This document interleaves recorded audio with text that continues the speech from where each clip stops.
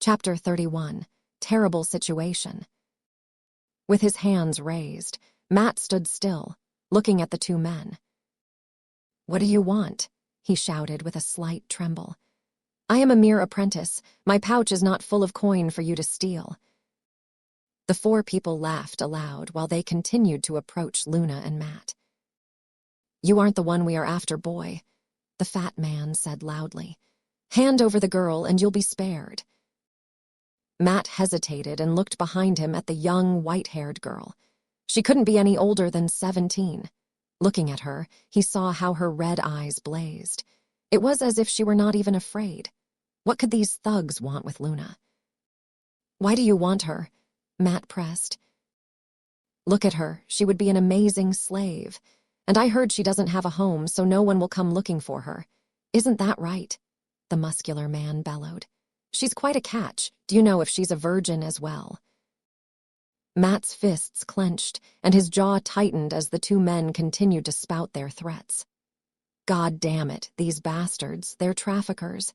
His mind raced as he tried to figure out what to do. I'm outnumbered. I need to find help as quickly as possible. Suddenly, Matt began mumbling under his breath, speaking quietly with his eyes closed. "Damn it, I've never done something like this. Okay, concentrate, absorb the mana, and imagine what you want it to do, and bring it to life." With a sigh, he opened his eyes, let go of Luna, and took a massive leap forward. "Not so fast, kid," the fat man screamed while reaching for him. To his surprise, a massive wave of heat hit his face, causing him to take a few steps back. Above him, Matt flew above the two thugs' heads, propelled by a raging flame that attached itself to his feet, burning through the soles of his leather shoes. "What the hell? He is a mage," the muscular man yelled. Landing with a roll, Matt dashed away from the thugs, leaving them awestruck.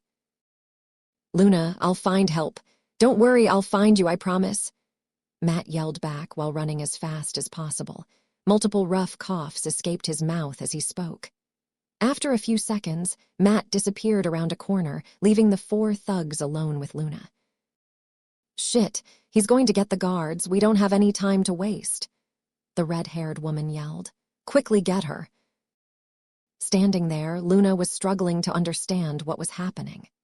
Just a moment ago, she was laughing as she ate delicious fruit, and now she is surrounded by four dangerous humans. What the fuck? I understand why Matt ran. It was actually super cool. But what am I supposed to do? The fat man pocketed his knife, rushing at her with both arms outstretched. Luna reacted as fast as she could, her feet exploding off the ground and launching her to the side, avoiding the bigger man's tackle, to then hit him in the waist with a quick punch. I still don't know what's natural here, so that I won't use any of my standout skills. I'll stick to basic movements and attacks powered up with my less obvious skills. That packed more of a punch than I thought. "You're surprisingly strong, but you're not special," the man yelled, charging at Luna again. "You'll fetch a good price, you brat." Trying to dodge again, Luna pushed to the side, only to be struck by a large shield, sending her tumbling. While she lost her balance, the fat man scooped her up into his arms, holding her in a tight bear hug. "You idiot. If you damage her, her value will decrease." The large man scolded the muscular one while holding Luna tightly. "Sorry, just habit." The strong man yawned while scratching his head.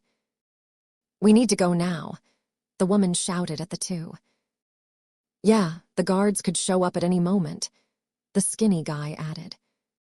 All right. Lead the way, Leia," the fat man said. Dashing through the empty street, the four thugs laughed while talking about how much they would make once they turned in Luna. On the other hand, Luna's mind raced, thinking of what she should do. If I use my skills and seriously injure this man, they may just kill me, and even if I don't die, I'd have no excuse for how I took them down. If even a single person thought that I was a demon, I would be killed most definitely. Luna, making up her mind, began to kick and scream as loud as possible. "Fuck, shut her up," Leia told the man. "That hurts you, bitch," the fat man shouted while shoving some gag into her mouth, causing saliva to drip, silently sizzling the man's shirt and the gag itself. "Hold on a little longer, you brat. You're almost there." The four of them ran, turned suddenly, and entered a dark back alley. Quickly, they made it to the end and began hammering on a door. "Hey, it's us. We got one. Let us in," the fat man shouted. With multiple loud turns and the sounds of hatches moving, the door swung open to reveal a man stronger than the muscular one and bigger than the fat one. "We got a good one. Take us to the boss," the woman demanded, a small bead of sweat dripping down her face. The gigantic man grunted, peeking outside to make sure they weren't followed. Quickly, he looked upon Luna, examining her thoroughly. The man wore steel-plated armor that concealed most of his body, and as he stared at Luna through the slit in his helm, shivers crept up her spine, her realizing that he was not someone she could deal with, not even if she went all out. Suddenly, the man stepped forward, signaling for the group to enter, and with the gesture, they let out a breath they had all been subconsciously holding. While being carried past the hulking man, Luna saw a massive sword on his back, almost 2 meters long, towering over her. With a loud bang, the door slammed shut, cutting them off from the outside world. Slowly, they walked through a dimly lit stone hallway. The walls were cracked with multiple chunks missing from them, and upon the roof seemed to be an array of webs, woven together by a cacophony of spiders. "This place always gives me the creeps," the skinny spearman said aloud. "I know, right? But it'll all be worth it once we hand this girl in. I'll have enough money to hire someone to teach my little boy how to read," the muscular man said. "How about you, Greg? What are you to do once we get paid?" The fat man, now holding Luna over his shoulder with one hand, rubbed his chin while thinking aloud. "I think I'll take the missus shopping and buy her whatever she wants," he said with a big smile plastered across his face. "Leia, how about you?" "I have no one to spend it on other than myself. I'll buy myself a new whip, maybe even some jewelry. Isn't that what money is for, self-pleasure?" "Yo, you're as selfish as ever, Leia. I'm going to use the money to pay for my father's medicine. That's the only reason I do this job," the skinny man sulked. Leia huffed at the comment. "Shut it, Port," she snarled while turning away from the man. "Ha ha ha ha. Just get along with you two. We are in this together. Drinks on me once we get paid," Greg said. Luna, listening to the conversation, couldn't help but wonder if these people were actually bad. After a few more steps, they reached a staircase and descended quickly. At the end was a rotten wooden door, which they pushed open. On the other side was a massive room filled with dozens of cages. Luna's eyes widened as she saw what was trapped within each cage. Inside each one were girls of all shapes and sizes, some younger, some older than herself. Each one was disheveled. Many wore ruined clothes, while others had nothing on at all. Her eyes met with one of the captured girls. She looked young, much younger than Luna did. Black hair fell in front of her face, concealing her puffy green eyes. Her nose ran slightly, and she shivered, her ripped clothes not protecting her golden skin from the cold air. The girl looked away, but Luna did not. Her eyes stayed focused on her until she was dropped onto the ground. She landed with a thud, her head level with the armored man's boots. After looking up, the fat man spun her around to face a chair. On that chair sat an older man with light skin, gray hair, and a slight stubble. He wore a fancy purple robe with golden patterns etched in its seams. Next to the man was a girl on a leash, who seemed to be drinking water out of a bowl. "I thought I told all of you that we were full. Why'd you let them in, Marcus?" The robbed man spoke elegantly. "Sir, take a look." The towering man spoke in a deep voice. "Yes, look at her. She won't disappoint," the group of thugs all shouted in unison. Thinking, the man signaled for Luna to come towards her. As he did, Luna hesitated for a moment before she was kicked slightly by the woman. "Move," she mumbled under her breath so that only Luna could hear her. Slowly, Luna stood up and began taking slow and precise steps towards the man. As she did, she could feel that all eyes were upon her. The massive stone room seemed to get darker with each step, the lanterns flickering ever so slightly. "Come here, girl, quickly, no need to be afraid." The robed man spoke, and as he did, Luna began walking even quicker to get to him, as if she had lost control of her body.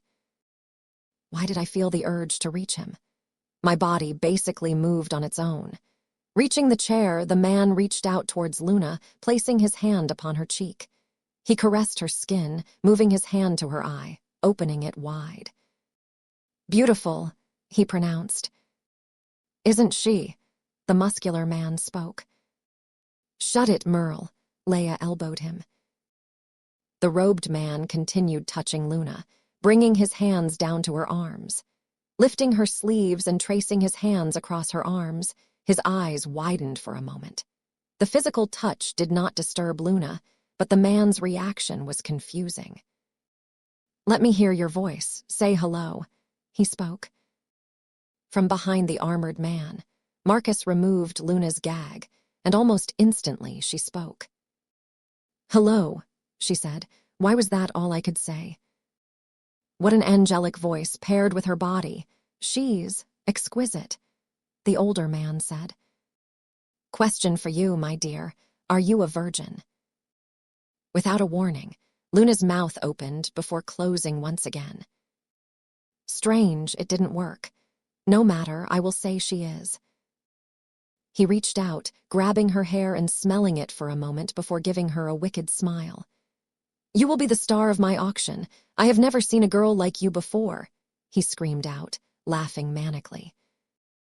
He looked at Greg with an evil glare. "Tell me about her. Where'd you get her?" "We saw her early this morning traveling door to door with a man. We know you said you were full, but we thought you'd make an exception for her," he spoke. "Also, they met with that wretch Loria, so we got some information out of her after they left, and apparently they are looking for someone to take her in, since she has no home or family." "Is that so?" the robbed man asked aloud, but more for his own sake. "Ha ha ha, no one to look for you. God really has sent me a brilliant gift," the man chuckled. "But what happened to the man?" he questioned Greg. "He ran off, but I swear no one followed us. She's all yours for the right price, of course." Greg hesitated slightly as the armored knight seemed to glare at him through his helmet. "How much are you looking for?" the man asked. The four thugs got together and whispered to each other for a few moments before agreeing on something. 50 silver each," they spoke. The man burst out laughing, smacking the girl on the leash next to him multiple times, causing her to yelp in pain.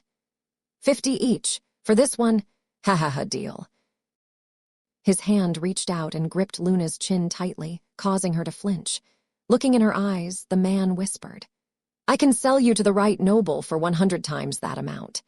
His eyes were full of greed, his tongue circling his lips. "Marcus, take them to get paid," he said, waving them away. "Oh, and Marcus, give them a little extra for old time's sake." The giant man nodded before leading the group towards a different room.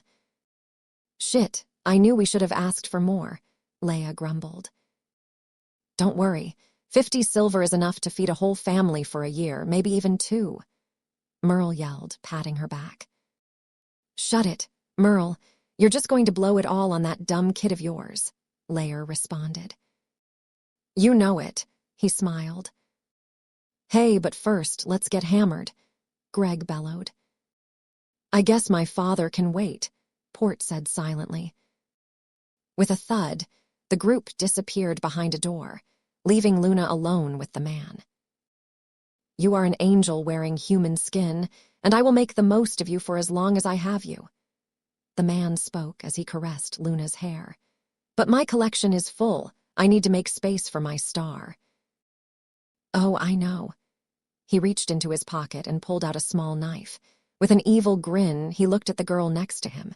The girl looked slightly older than Luna and had deep brown hair. Her skin had slight blemishes and her face seemed slightly off. He stared at the girl, her naked body shuddering. He tugged on the leash that was connected to a collar around her neck and dragged her closer to him. Yelping, her face was slammed into the ground, causing her nose to bleed and one of her front teeth to chip.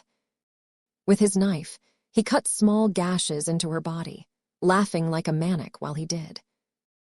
Her screams snapped Luna out of her fright. "Stop hurting her," she screamed at the man. The man stared at her, looking actually distraught. "My jewel, I'm so sorry, I got carried away, and now she is ruined." He looked at the girl's damaged body, sobbing uncontrollably.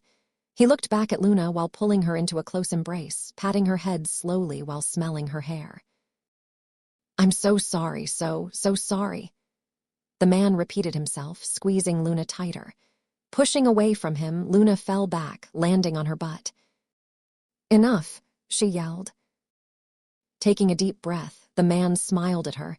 "Yes, I'm sorry, but now she's broken and broken merchandise does not sell." He looked at the injured girl, dropping his knife in front of her face. "Pick it up." Through her cries, the girl reached out, grabbing the knife. As her hands wrapped around the blade, her instincts kicked in. Quickly, through all her pain, she jumped at the man, attempting to drive the weapon through his chest. "Stop, bad girl," the man said calmly, still seated comfortably in his chair. With the words, the girl froze instantly, shaking violently as she tried to move her body. Tears flowed from her eyes, her body shivered, and sobs echoed through the room. For a moment, Luna and the girl met each other's gaze, but then the girl's face was forcibly turned back towards the man. Holding roughly onto her chin, the man yelled, smitten, falling upon the girl's face. "Don't look away from me," he said while slapping her. Watch then as her head whipped back around to look at him. Looking at Luna, the man spoke. "Stay and just watch." With the command, Luna's body froze. The only things able to move were above her shoulders. He turned back towards the leashed girl, who was still clinging to the knife as her life depended on it. He smiled a violent smile, caressing her broken face. "You were never good enough, just a filler to make the others look better, and now that this angel is here, you are meaningless." He spoke coldly, and the girl began to cry. He pushed her face away. "Kill yourself." Luna's eyes opened wide, and her body tried to move, but it was stuck in place. "No!" she yelled. The girl looked terrified, but her hands began moving slowly. "No, no, I don't want to. Stop it, please. I'll do anything." Her pleas fell on deaf ears, the room filled with her cries as the knife got closer to her face. Tears flowed down Luna's face as she watched helplessly. Watching the girl's arms move, she saw as the knife approached her left eye. The girl screamed as it collided, the sound of flesh separating mixed with her wails. Blood ran down her cheek, her screams making Luna's ears ring. "Die in silence," the man said. With it, the girl's screams halted. Her mouth fell closed and her shouts were trapped inside. The knife drove deeper, her arms shook, trying to fight the control. Flesh fell from the wound, blood adding more color to her skin. With a final muffled scream and a deafening splat, her body crumpled, her face plunging into the ground, driving the half-impaled knife deeper into her skull. Crimson blood pooled on the floor, leaking from the poor girl's corpse. Luna turned away, unable to bear to witness the carnage. Flashes of her brothers and sisters sent shockwaves through her mind. "Look at her," the man spoke. With his command, Luna's head slowly turned, causing her to see the body fully. The guilt of not being able to save her ate away at her, causing more tears to flow down her pale face. As Luna's delicate tears fell, they silently melted away the stone ground. Reaching down to the corpse, the man turned her body over, revealing her fear-etched face. The knife was almost completely in her head, blood spraying from the wound. The sight made Luna's stomach drop. With a click, he removed the collar, holding it out, and he signaled Luna to move. "Come put it on," the man demanded. "You bastard, you're disgusting." I want to kill you, insult you, make you suffer, but I can't control my fucking body. With no choice, her body moved on its own, her hands fumbling with the collar before bringing it to her neck, where it clicked into place with a satisfying snap. Good girl, now sit and stay still. The man spoke calmly. Falling to the ground, Luna looked up at the man with disdain. He grabbed her chin, bringing her face closer to his. His hot breath clouded her senses, making her want to vomit. The man leaned in closer before a loud boom caused him to look away. From the other room, the fat thug flew through the door that he had entered earlier, shattering the wood and ripping its frame off its hinges. Looking up at the robbed man, Greg screamed out, "You bastard!" Looking at Greg, he laughed before looking back at Luna. What a terrible situation we have found ourselves in. Chapter 32, My Boy. Greg lay on his back, blood leaking from a nasty gash on his left thigh. Screaming at the robbed man, he brought himself to his feet, putting pressure on his wound. From the room that Greg had just been in came the other 3 members, rushing quickly towards the man. "Greg, are you okay?" Port yelled out, holding his spear at the ready. "Yeah, just a scratch," Greg grunted out before drawing his knife. The 4 thugs faced the door, waiting for their attacker to leave. From inside, Marcus, the armored man, ducked below the door frame, pulling himself under and through the ruined door. The great sword that had once been upon his back was now drawn and in his hands, coated with blood. It had lost some of its sheen.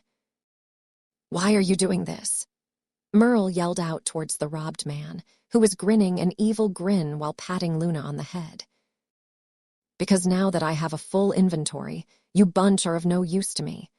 I let you live before because I felt like giving you pity, but now I'm expressing my gratitude differently," he said, sighing slightly while tugging on the leash and dragging Luna closer to him. "Marcus, you don't need my help to take care of these worthless pieces of trash."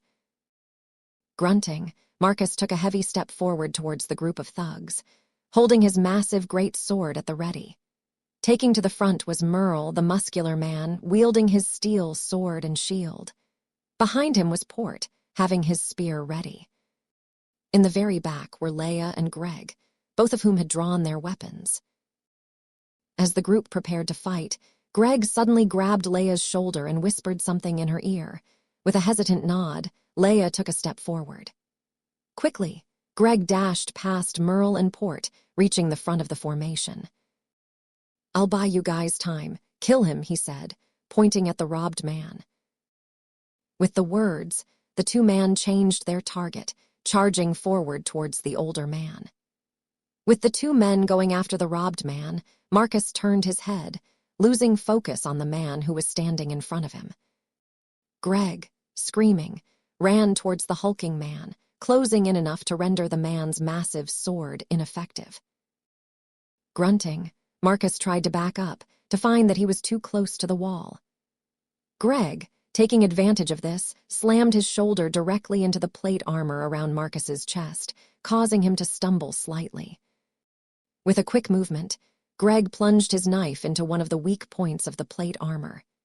Yelling out, Marcus kicked Greg in the stomach, sending him flying back and tumbling across the floor.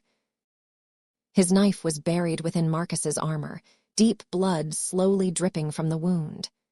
Before Greg could recover, Marcus rushed at him, swinging his massive sword down towards him.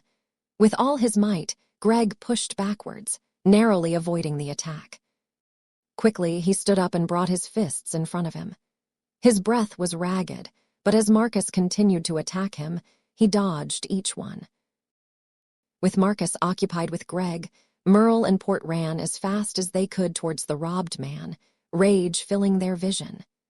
Luna sat next to the man, unable to move, but her eyes were wide in surprise at the sudden turn of events.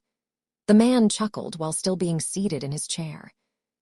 Looking at the spearman, the man opened his mouth, eyes locked with his attacker.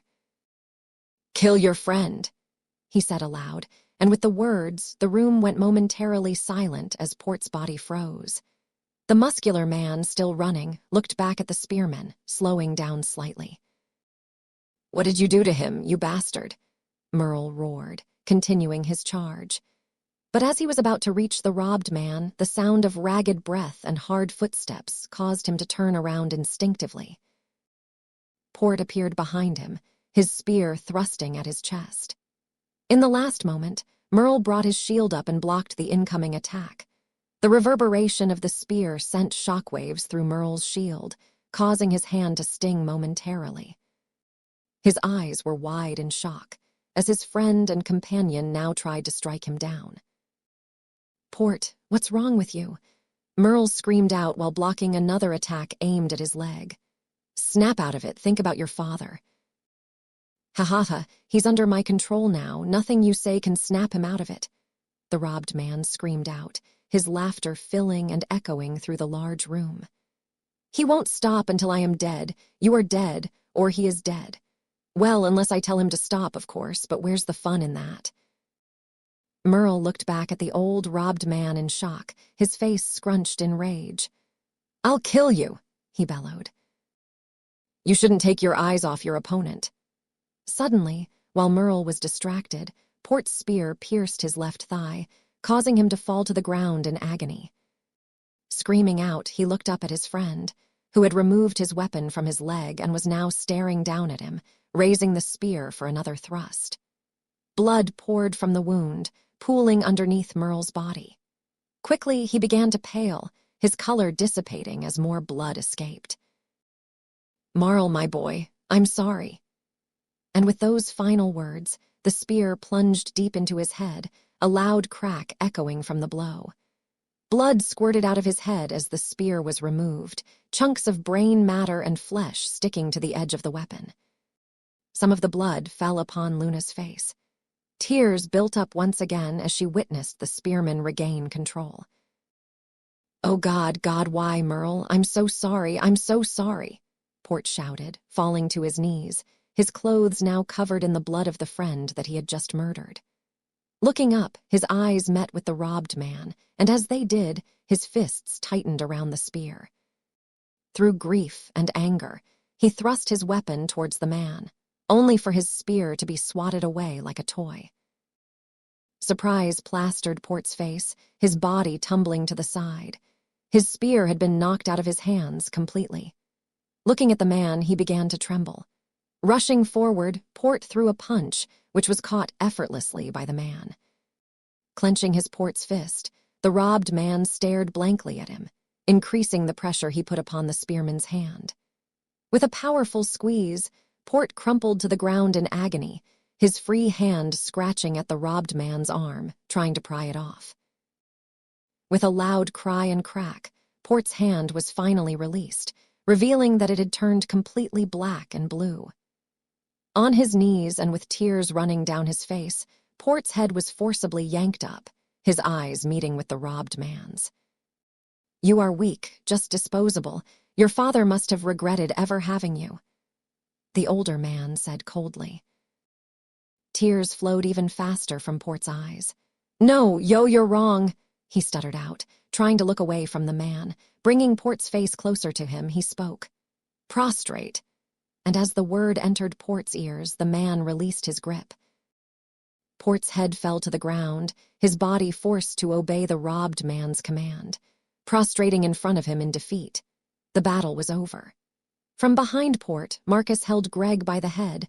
Both of his feet were missing, cut off at the ankles.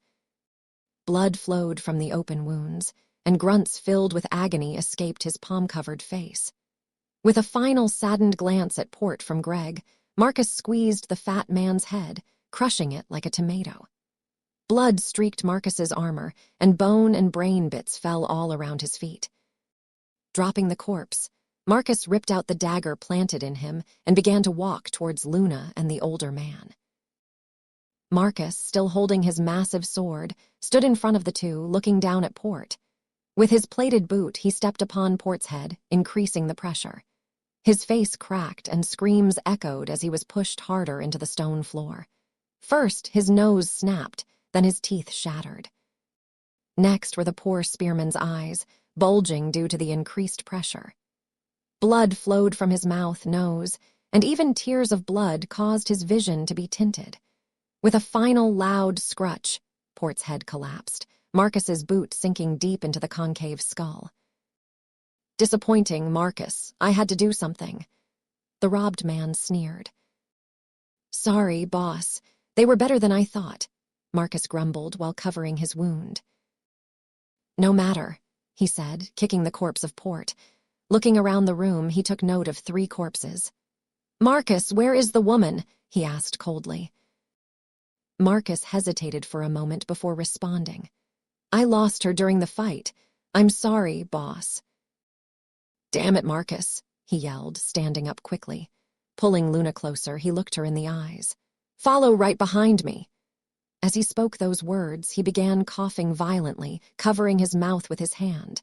After pulling it away, crimson blood covered his hand. Boss, are you okay?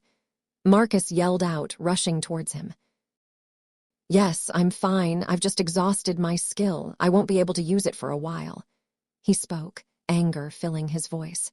Carry her, leave the rest behind. She is worth more than all of them, he told Marcus sternly. Quickly, the armored man reached down with a grunt and swooped Luna up, placing her on his shoulders. What can I do? I can't take these 2 on in a fight. I have to wait. Maybe if I'm too much trouble, they'll leave me. Kicking and scratching at Marcus did not have much of an effect, but it was all she could think of doing. With a loud boom, the door Luna and the thugs had entered from was pushed open, and around 5 armed individuals rushed in. Luna's eyes were wide as she recognized many from the bear hunt. Leading the group was a familiar face, the commander. As they entered, screams echoed from all over the room. The dozens of girls begging to be saved. Why is my heart beating so fast? Why is there this heat in my chest? The robbed man cursed suddenly upon seeing the force led by the commander. Damn it! Marcus, give me some time, he shouted, tugging on the leash connected to Luna's neck and dragging her down from atop his shoulders. You're coming with me, he yelled, yanking on the leash. Looking back, Luna's eyes met the commander's eyes. Luna! He shouted, drawing a short sword from his waist and rushing forward towards her. While running, Marcus stepped in front of him, slashing towards him with his massive greatsword, causing him to have to dodge backwards. As Marcus swung his blade wildly, not allowing people to get past him, the robbed man dragged Luna through a door in the back of the room. The commander, dodging another attack, clenched his jaw, watching as Luna was taken. Shit, I need to get to her, but this bastard is in the way. Dodging another side cleave from the man, he was concentrating on figuring out a plan. The rest of you, chase after that man and get that girl back. He shouted at the other people, who had come to help. Sir, you are still recovering. There is no way you can take him alone. One of the soldiers shouted back in panic. Don't worry about me. I may have lost my arm, but I can take this armature. Now, once you see the opportunity, get past him and go get her, the commander shouted while dodging another attack. As he stepped back, the commander took the opportunity to examine Marcus further. Full-plate mail armor, greatsword, big body. He's strong but slow. The commander thrust his sword out, targeting one of the slivers between the plate armor. In defense, Marcus used the hilt of his greatsword to parry the attack, sending the attack bouncing off his chest. Sensing that he was off balance, a few soldiers tried to dash by the hulking man. Not so fast, Marcus yelled out, turning towards the soldiers and raising his sword. I'm your opponent, the commander screamed, thrusting his sword, planting it deep within the armored man's upper thigh, right in between where the leggings and chest plate met. Screaming out, Marcus swung his weapon wildly at the commander, not allowing him to pull the sword from the wound. With this opportunity, the 4 guards dashed by, running towards the room where Luna was taken. A big smile appeared across the commander's face. It's over, surrender, he shouted. I'm smiling because Luna will probably be saved, but that sword was the only weapon I had since I came here in a hurry. Surrender. Old man, I see that you have nothing to fight with. he bellowed while breaking the sword in his leg in half. The commander's jaw tightened as he raised his fist. "I still have one thing," he said. "Ha ha ha, that man tried the same thing earlier, and he had 2 hands." He laughed wildly while pointing at Greg's body. "Well, I'm no half-rate thug." The commander chuckled with a smile. Chapter 33, Vanished. Marcus looked at his opponent, excitement and adrenaline flowing through his veins. His confident aura seeps off of his body. With the commander's mouth finally closed, Marcus swung his sword, aiming for the man's head. It cut through the air, the attack precise and fast, but as he blinked, the commander had vanished, appearing beneath the strike. Recovering quickly and keeping his advantage of range, Marcus changed his stance, bringing his massive greatsword above his head. Yelling, he brought the sword down with unfathomable power. The commander, seeing the incoming attack, quickly pushed off the ground, nimbly sidestepping it. Marcus was unable to stop the momentum behind the attack, and with the sword missing its target, he watched as it plunged deep into the stone floor. Grunting as the shock waves of hitting a solid object traveled through his sword into his body, his eyes fell upon the commander, who was now within range of him. With a quick jab, the commander struck Marcus's chest piece, causing a loud clang to ring throughout the room. Marcus, not trying to stop the older man's barrage, instead pulled at his sword, trying to free it from the ground. With a few tugs, it began to give way, but as it did, another punch struck him, and with it, his armor shattered. His blood ran cold, and his eyes expanded as he looked down. To his dismay, he saw that his steel chestplate had failed, and now a bloodied hand was stuck within. The commander smirked as panic began to set in. Letting go, Marcus grabbed onto the commander's soldiers, kicking him back and dislodging the man's fist from his chest. "How is that possible?" Marcus questioned. Not responding, the commander rushed forward again. Without time to process what had happened, Marcus quickly put his 2 fists up, readying himself for the man's attack. A dozen punches rained down upon him in an instant, and with each one, his body and armor weakened. New creaks and cracks could be heard with each well-aimed punch. Marcus, trying to reach for his sword, was easily stopped by another incoming punch, forcing him to bring his hands back to block. His mind raced as the punches kept coming, anger bubbling up within him. "Impossible, impossible," he screamed, rage and resentment filling his voice. "I'm the strongest. I've always been the strongest, even when I was just a child." With another strong punch from the commander, Marcus's gauntlets shattered. The force of the attack sent the large man tumbling back. Looking down at his ruined armor, his heart dropped. But he did not have time to think as the commander hit him with a powerful uppercut, causing Marcus's vision to go black for a moment. "Pathetic," the commander stated coldly, shattering Marcus's pride. "You bastard," Marcus screamed, tossing broken gauntlets to the side. The large man threw wild punches, but each one was dodged effortlessly by the commander, causing Marcus to keep on taking steps back. With his back to the wall, Marcus roared, throwing a devastating right hook aimed for the commander's temple. With a quick movement, the commander caught the attack between his arm and body, applying pressure to the large man's elbow joint.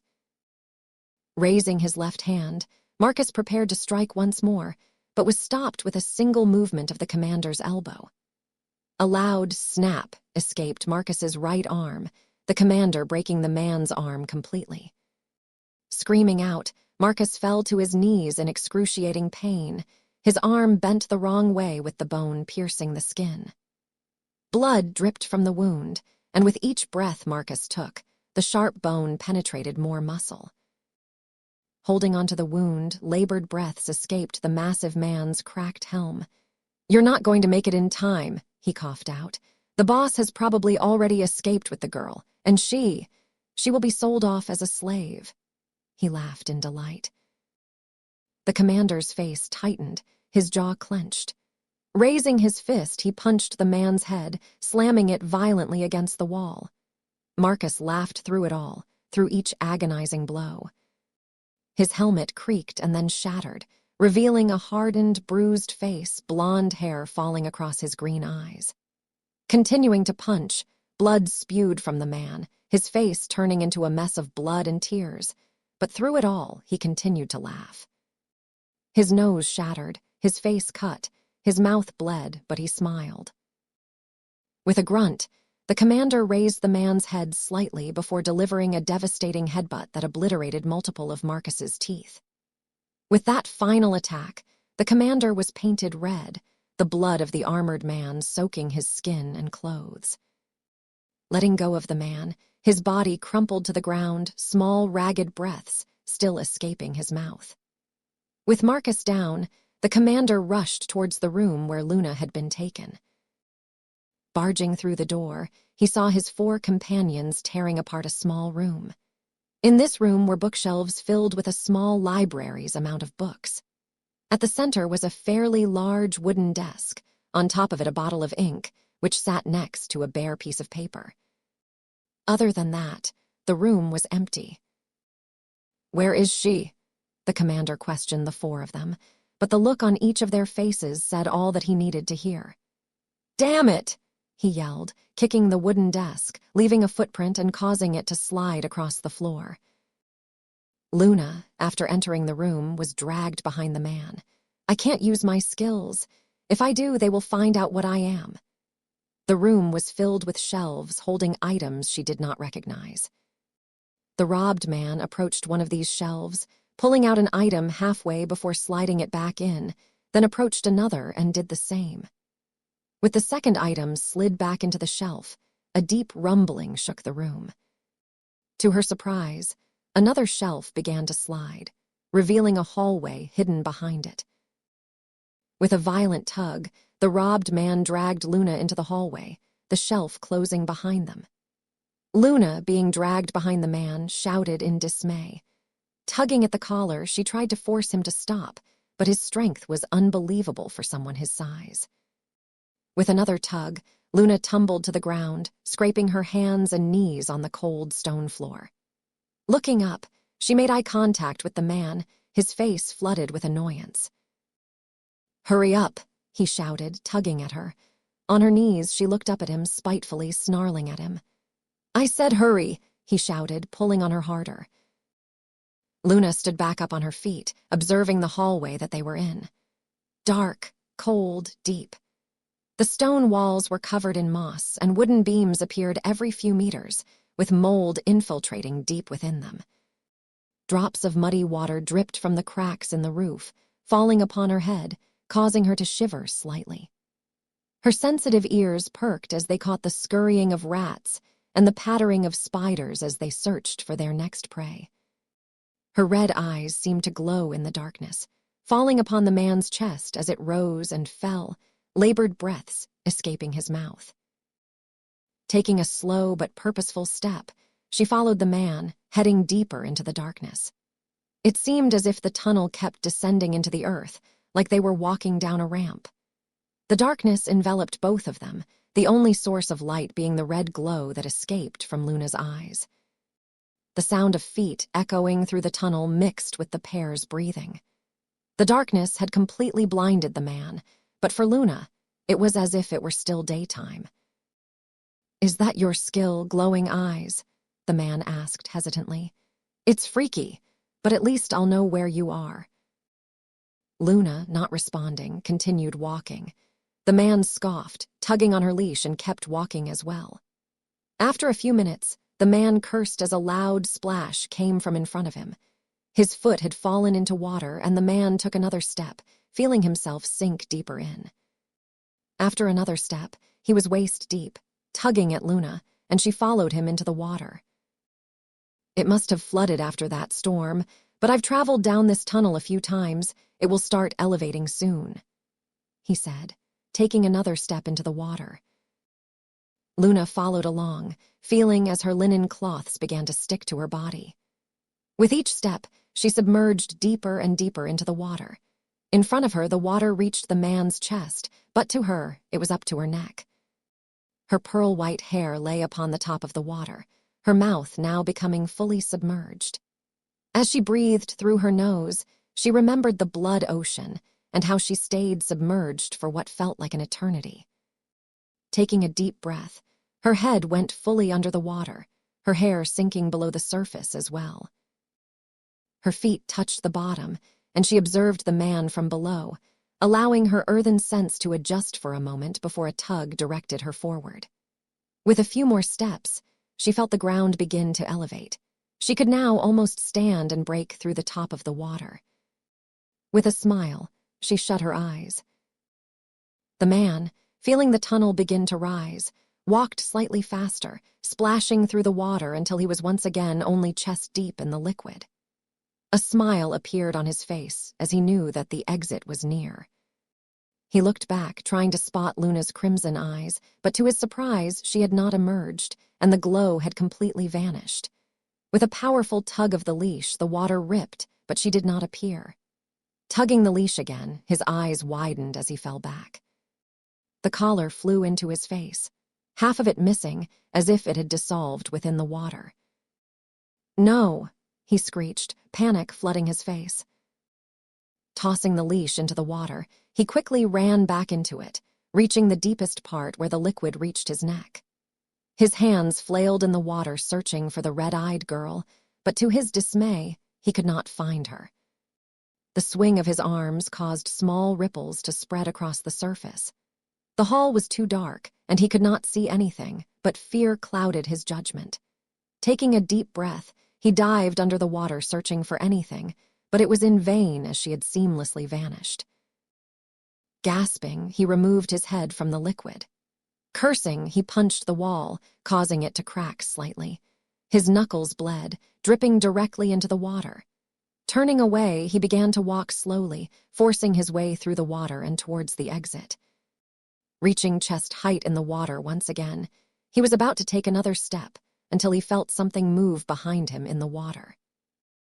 Turning quickly, he reached out, but he found nothing but water. Sighing, he turned once again, taking another step, but as he did, he heard the sound of scratching against the wall. His eyes darted back, but in the darkness, he could not see what had made the sound. As he took a step back deeper into the water to investigate, the noise disappeared. He reached out slowly once again, his body tense and his breathing shaky. But once again, the only thing he felt was water. Fear gripped the man's soul as the eerie silence of the tunnel began to eat away at his sanity. His eyes darted around in search, but he found nothing in the abyss. With a final kick, he turned around once again, almost ready to start running to the exit. Sighing, he tried to calm himself, the drum in his head begging to fade. Taking a step forward, he laughed. What a terrible day. Walking forward, he examined the dark walls, observing all their small cracks and crevices. The darkness seemed to brighten along the water slightly as he moved, but instead of normal light, it glowed red. Quickly, his head snapped back to see two red dots floating under the water, back where the water was the deepest. His eyes widened, and his heart began to race once again, but with excitement instead of fear. A smile forming, his lips quivering. Slowly, he stepped back into the water once again, following the light like he was drawn to it. As he approached, he saw the red dots begin to float up, then halted as they did. The light illuminated the small area above the water, and as he stood staring blankly, he saw a pearl-white hair emerge from the water, shrouding the surface in its messy beauty. The hair raised even more, the two glowing eyes escaping the liquid in pursuit. Then, as they did, the progress halted, the hallway seeming to darken slightly as the hair fell in front of the eyes. Through the hair, his eyes met Luna's, and as they did, he felt his body freeze. The murderous intent they were exuding sent shivers up his spine. His body felt like it had been drained of all warmth, but after watching her float there silently for a few moments, an evil grin appeared on his face. "I've recovered for long enough, girl," he said, looking into her eyes. Her hair seemed to spread across the surface even more as he spoke.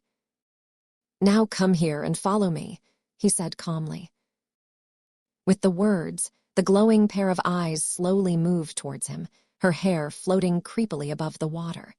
With a loud laugh, he prepared to reach out towards her. With his hand beginning to move, he was once again forcefully shrouded in darkness. Luna vanished instantly while making no noise, descending back into the water. "It didn't work," he yelled. Dashing deeper into the water, he reached out fast, grabbing at the spot where she had just been. Feeling something, he tugged at it violently, and emerging from the water was the broken leash that he had thrown into the liquid earlier. Fear and surprise masked his face, but as he looked back into the water in the same spot right in front of him, right near his knees, a pair of glowing red eyes looked up at him through the water. His eyes widened as he tried to back away. A terrified scream escaped his mouth, but was completely muffled as he was pulled under. Any trace of him and the red glow vanished deep within the flooded hall. A small ripple traversed the surface, leaving the dark abyss in deafening silence. Chapter 34. Delicious Evil Man. The man fell beneath the water, his legs being pulled out from underneath him. Terror filled his eyes as the water filled his mouth and ears. The water was dark and murky. Even Luna's glow was hard to see beneath the surface. He thrashed out, striking what held his legs with the strike. The grip relinquished for a moment, allowing him to resurface. Gasping, he took a deep breath, refilling his lungs. Trying to run, he moved away, but to his dismay, the sound of moving water appeared behind him. Luna, swimming in the water, dove out of it, wrapping her hands around the man's throat, pulling him backwards and causing both of them to collapse back into the water. Water sprayed through the tunnel, soaking the stone walls and roof that were not in contact with the liquid. It swayed violently, limbs thrashing in and out. Luna's hand still wrapped around the man's neck squeezed tighter, causing his already little amount of air he had left to betray him. His face contorted and his eyes bulged. He reached out, trying to escape the water. With the weight of a girl holding him, his vision began to fade, turning red before darkness slowly consumed it. With a final struggle, he grabbed at Luna's wrists, pulling with all his might. With his strength, he ripped her hands from his throat, quickly escaping the water. Coughing, he spat out water. Gasping violently, he looked at his trembling hands.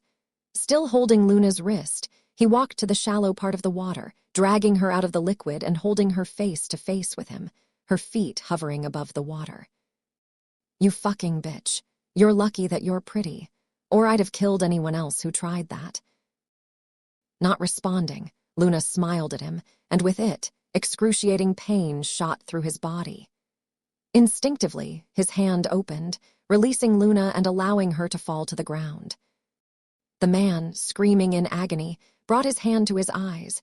His palm was missing the entirety of its skin, and in some spots, bone could be seen through the muscle. What remained bubbled, and the aroma of burnt flesh got caught within his nose. His body trembled as the hand continued to dissolve slowly on its own. Tears flowed freely as the muscle began to melt away, leaving his hand to fall limply to his side. His eyes fell upon Luna, who looked up at him in joy. Fear and pain mixed within his body, causing him to tumble back, falling into the water, which reached up to his knees. "Impossible. What are you?" he yelled as he looked at the beautiful girl in front of him. "What am I?" she asked, allowing a small chuckle to escape. "Well, I'm a demon." The man's eyes went wide, the word demon echoing in his mind. His body tensed, and he started to drag himself away as quickly as possible. He looked into her red eyes, and what stared back was a blazing flame. "Stay away," he screamed. Luna took a step forward. "Get away!" He kicked wildly at her. She laughed aloud, grabbing one of the man's feet and activating sticky slime LVL1. "Since you know now, I really can't let you escape. I'm pretty sure I would be as good as dead if people found I was a demon." Luna sighed. "I'm going to make you suffer like you made that girl suffer." She quickly converted her hand into slime through gelatinous form LVL3. The man's foot was absorbed instantly. Sizzling filled her ears as it dissolved within her gelatin. His screams echoed through the hall. Trying to pull free, he failed as his melting foot stuck to the slime. He thrashed violently, tears racing down his cheeks and falling into the water. Luna smiled as the foot fell apart completely, being absorbed fully into her. Even though she wasn't eating the man's foot, she could still taste the sweet blood that came from it.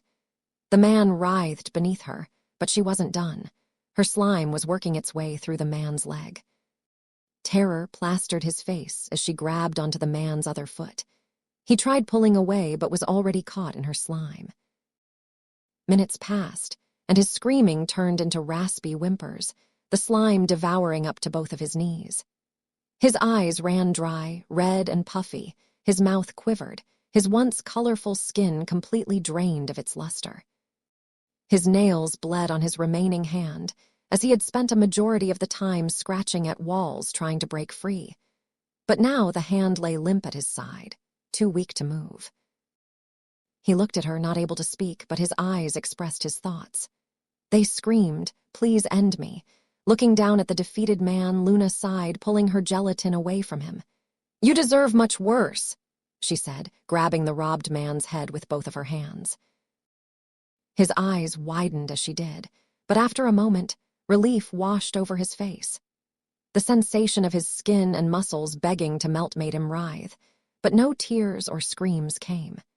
He lay in silence as Luna's slime extended farther into his skull until his movements fully stopped. Slumping, his body fell beneath the water, turning the bluish-brown liquid a deep crimson. Acquired 80 exp. New skill acquired, Voice of Command, LVL1. The purple popped up in front of Luna, surprising her suddenly. Sighing, she looked at the screen. Voice of Command. Was that this man's skill? This must have been how he was controlling everyone earlier. Quickly, Luna opened the demon system fully. Name, Luna. Title, ###. Race, demon-born mythical. Tier, 1 fledgling. Class, devourer mythical. LVL, 110/200. Blood, 25/150. Skills, intrinsic. Tier 1. Gluttony LVL1. Gelatinous form LVL3-17 blood. Body density LVL2-11.3 blood.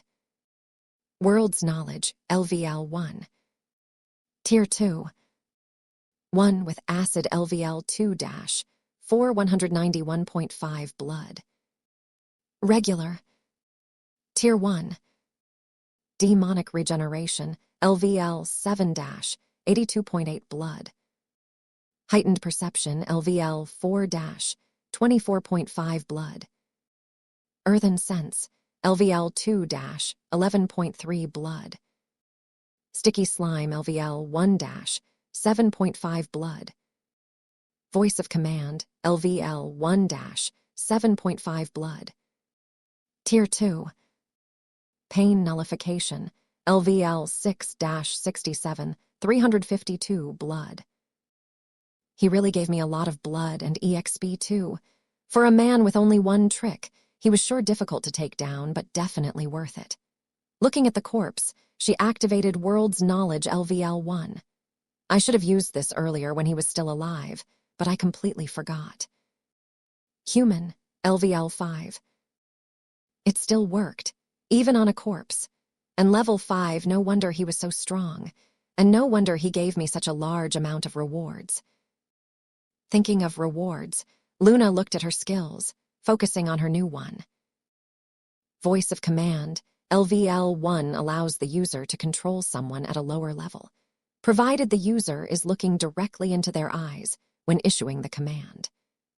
The skill can also affect higher-level individuals, but the effects will be greatly diminished if it does take effect, making it likely that the targeted individual will break free of control. Has a limited number of uses in a row based on the user and the targeted users. Commands must be simple. Wow, so this is how it works, Luna said aloud. Amazing. Looking down at the body submerged in water, she sighed. Only if I could test it on you. Her eyes fell upon the 2 holes in the man's head, and for a moment her stomach growled and her eyes glowed slightly brighter. Well, I can't leave you here like this, she said. Placing her hands upon the man's head, she began eating away at the corpse. First she devoured his head, then moved down to his torso, eating away at the bones, flesh, and organs. The taste of the man's blood almost made her salivate, but she held it in, instead just enjoying the bliss that his flesh gave her. Finally, she finished with the arms and legs, absorbing them until nothing remained. Luna, with a final lick of her lips, stood up. Where the man's body used to be was now an empty silhouette. Nothing left that can lead back to me being a demon. She closed her fist tightly while looking at her skills again. Her eyes moved from one skill to the next, her mind pondering each one. I need to boost my less attention-grabbing skills so I can defend myself better, especially when people are around me. A few skills came to mind as she looked at her options. The first being body density, LVL2, where it increased her total mass by 20%. This was an overall strength boost that allows for her body to weigh more without actually changing its size. It also doesn't affect her speed at all. This skill allowed her to be deceptively strong for her size, without the drawbacks of being too bulky. Another 2 options were Earthen Sense, LVL2, and Heightened Perception, LVL4, but those were more for locating danger and avoiding attacks. Even if she could avoid more, it wouldn't change things if she could not defeat what was assaulting her. The final option was Sticky Slime, LVL1, where she can still use the skill by converting her palms to slime while grabbing onto her opponents without them realizing that it was a skill, reducing their ability to get away. This could be very beneficial in certain situations, which is why it was considered. Thinking about all of the options, Luna listed all the options from best to worst. Last was Earthen Sense, useful but only for detection. Next was Heightened Perception, a skill better for spotting enemies and reading their movements, a more evasive ability. The second best was Sticky Slime for its usefulness, but the first was Body Density, as it can be used for far more, and its effects seemed slightly superior to the other options. Looking at the screen, she saw the number next to the skill. With a simple thought, she felt as if some of her saved blood was being drained away. Body density, LVL, 2-3 increase total mass by 30%. With the skill upgraded, Luna fell to the ground, causing the water to splash throughout the hall, covering the roof and walls. Her core felt like it was on fire, and her body felt heavier. Breathing hurt, and her movements were sluggish. It felt as if she was being crushed beneath her own weight. The heat inside her was building, as if it could explode at any moment. With a ragged scream, her core combusted, the heat spreading through her entire being. As it faded within her, the weight that had crushed her vanished. With it gone, she let out a pained gasp, deeply breathing in the rancid air around her. Slowly standing, she could feel the difference almost immediately. She felt more powerful, more explosive. "I feel amazing," she whispered, pushing her foot into the stone ground while clenching her fist. Breathing out, she looked back at the purple screen, realizing that the next upgrade cost was too expensive. 17 blood. Shit, I wanted to upgrade it one more time. Sighing, she closed the screen. I guess I'll save up for it then. Beginning to move, she walked back into the water, going deeper with each step until her head was submerged completely. With a small stroke of her arm, the water spattered, droplets flying in every direction. She swam through the liquid with ease, reaching the other side in a matter of seconds. Stepping out of the water, she looked down. "My clothes are ruined," she shouted, pouting while holding the ends of her linen shirt. Suddenly, with earthen sense LVL2, she could feel chaos coming from behind the shelf door at the end of the hallway. It seemed as if 5 people were destroying the room. Rushing forward, she reached the entrance, her heightened perception LVL4 allowing her to hear what they were saying clearly. "Luna, where are you?" The voice that she recognized as the commander's yelled out, followed by 4 other unfamiliar screams. Heat bubbled in her chest as the words entered her ears. With a broad smile, she clamped her hands around her mouth and shouted as loudly as possible. "I'm right here." Chapter 35. A Home. My fist clenched and my voice rose. On the other side, I heard shouts back, which made my hands loosen just slightly. Wood ripped from the door as metal ripped through the cabinet. Light filled the dark tunnel, small beams appearing through the holes, an orange glimmer illuminating my figure. Within a few moments, the case had been reduced to a pile of rotten wood, loose pieces of small white notes floating through the air. From the other side, the commander rushed in, his sword in his one hand. He dashed by me, his weapon at the ready. Our eyes met for a moment, and it seemed as if he let out a deep breath. He stood behind me, hovering over my shoulder. "Are you all right?" he asked. Turning around, I smiled. "I'm more than all right," I assured him, licking away a small drop of blood that dripped from my mouth. He sighed, his shoulders dropping slightly. "Where did the man go?" My eyes darted to his, and then to the ground. "He left me behind and ran away." He looked at me, his face hardening for a moment, then he pointed into the darkness with his sword. "2 of you, check the hallway. He can't have gotten far." Running forward, 2 members of the group dashed into the darkness. The commander turned back towards the room, signaling for me to follow. Quickly, we made our way back out to the main room, the other 2 members following behind me. As we entered the original room, my stomach tightened. All around were armored individuals running through the room, freeing the entrapped girls. Throughout the room were wails. Tears flooded each of their faces. Outside of the darkness, I noticed that many of these girls had bruises all over their bodies. Some even lay motionless in their cages. My eyes fell upon one of these girls, one with red hair. My feet began to move towards her, but the commander quickly pulled me away. With a glance, I noticed that her chest had not moved once. After an armored individual stepped in front of the girl, my head turned back towards the commander. We continued to walk forward, past the broken Marcus, who multiple men were carrying away. We navigated by the corpse of the girl the robbed man had forced to kill herself, her lifeless face looking into my soul. Light glinted off my eyes, my head turned away slightly. In the end, her body was draped with a white blanket and placed in the corner of the room, which contained at least half a dozen other blankets. Taking a few more wobbly steps, I halted. The commander in front of me stood still as well. Blocking our path was a little girl with black hair and green eyes, the one that I had first noticed. Tears ran down from her eyes as she wrapped her hands around the commander's waist. "Thank you. Thank you so much, mister," she shouted, burying her head into the commander's stomach. She wailed, her tears soaking into the commander's clothes. He stood there motionless for a moment. His hand was trembling slightly. Slowly, he raised it and began to pat the girl on the head. After a few minutes of her crying, she stepped away, showing a shaky smile. The commander smiled as well, quivering slightly before walking past the girl. Passing her, our eyes met for a moment.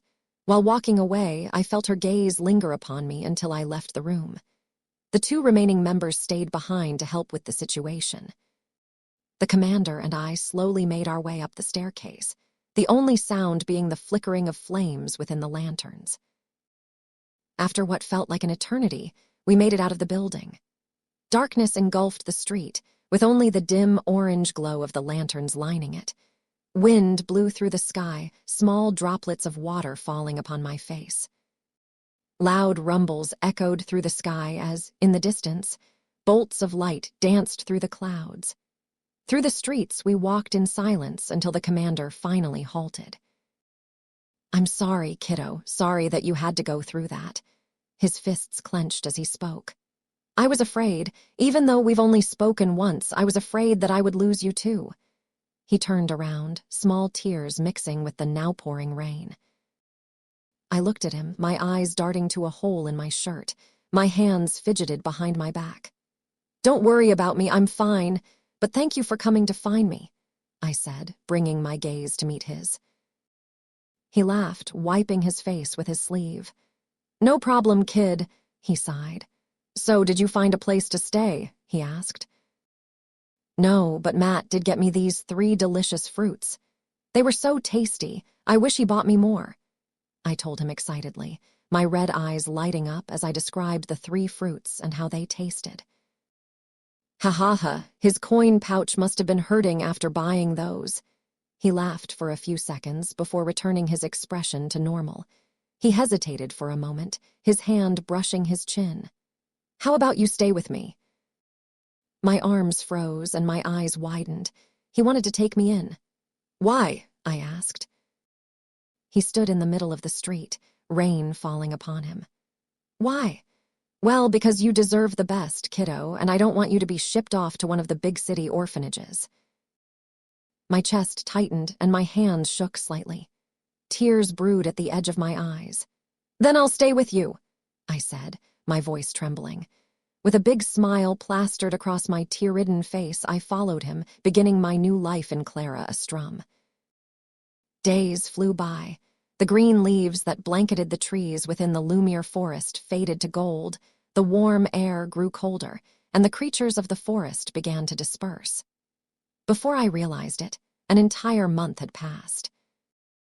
This was it, the 1-month anniversary since I had started staying with the commander. I shouted as I got out of bed. He has taught me so much about what being a human is like. I've learned so many interesting things, but today will be different. Today, he said he would teach me to use a sword. Where I have been staying was a bedroom on the top floor of the commander's home.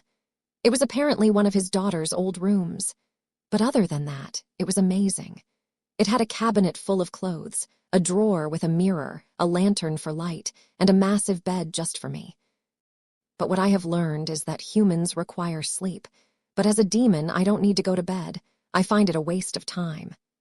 So instead, I've been sneaking out to train my skills. Name, Luna. Title, ###. Race, demon-born mythical. Tier, 1 fledgling. Class, devourer mythical. LVL, 2 150/200. Blood, 21.7/150. Skills, intrinsic. Tier 1. Gluttony LVL 1.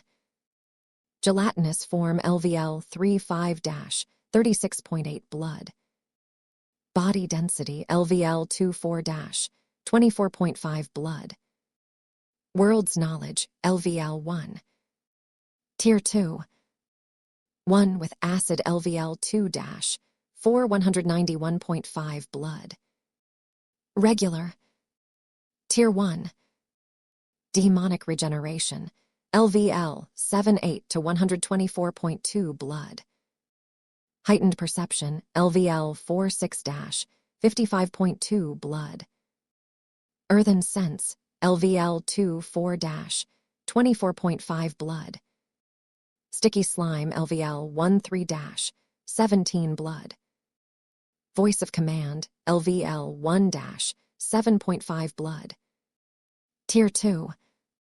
Pain nullification LVL 6-67 352 blood. I was surprised by how fast my skills leveled up after only training all night for an entire month. But as they got higher in level, the slower it was for them to level up, and the already high-level skills barely increased at all. Pain nullification was one of them. It must be that, unless I experience an incredible amount of pain, it will take ages for it to level up. The same goes for demonic regeneration. It only increased by 1, and that was after a month of cutting myself. For it to level up, it seems that I will have to sustain considerable damage. Looking at the majority of my other skills, I smiled as they leveled up just from me using them over and over again. My eyes fell upon a skill near the bottom of my status. I never got to use voice of command because the slimes that I encountered in the forest did not seem to be affected by it. I would have looked for other creatures, but it would have been too risky. According to the commander, the forest is filled with dangerous monsters, so he told me that if I ever wanted to go into the forest, I should never stray far from the town alone. So while sneaking out at night, I listened, never drifting more than 1 kilometer away from the town's borders. Because of this, my EXP did not increase much, as throughout the entire month I only slayed 8 level 1 slimes. Looking out of the window that I had climbed through to return to my room, I sighed. It was still dark outside. Before returning every night, I bathed in a nearby stream, but my hair was still slightly wet. Slowly, I hopped out of bed before tidying it up completely. Next, I moved to the cabinet in the corner of my room and opened it. Within, I took out leather pants, a linen shirt, and a leather vest. Undressing, my dirty clothes fell to the floor. Grabbing the new outfit, I quickly put it on. Igniting the lantern within my room with a match, I examined myself in the mirror. My pale skin shined as the lantern illuminated it, my red eyes glowing slightly in the darkness. My white hair fell in front of my eyes, and I grabbed a weathered black cord from within the cabinet, where I wove it through my hair into a messy tie. Smiling, I turned away, extinguishing the lantern, grabbing my dirty clothes off the floor and then opening the door, exiting the room. Making my way down a small hallway, I reached the stairs, where I quickly descended. Approaching the commander's room, I silently entered. Taking slow steps through the room, I reached the side of his bed where he slept, breathing deeply. Reaching down next to the bed, I picked up his dirty clothes and added them to the pile in my arms, slowly retreating, exiting the room and closing the door. I quickly left the house. In the backyard was an empty bucket, which I put the clothes in. Hoisting it up, I carried it through the forest until I reached a calm stream. Filling the bucket with water, I began cleaning the clothes until they were spotless. They were drenched, but all the stains were gone. Returning home, I hung them on a clothesline, letting the wind dry them. Breathing out, my eyes wandered through the world, watching as the golden leaves swayed, some falling from the trees. Looking up, the sky began to brighten slightly as the sun appeared on the horizon. Umbra Astrum began to fade in the other direction. Well, that's my first task done. Now breakfast. Heading back inside, I cooked some rice quickly before plating it. Right after finishing, the commander came out of his room. "Good morning, Luna," he grumbled while yawning.